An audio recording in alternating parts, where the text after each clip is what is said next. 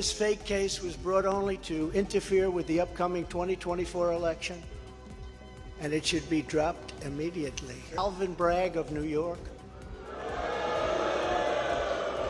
who campaigned on the fact that he would get President Trump. I'm going to get him. I'm going to get him. This is a guy campaigning. These incredible results that we had this evening would not have been possible without the voters of the state of Wisconsin, who showed up at the polls and used the power of their ballot to make their voices heard.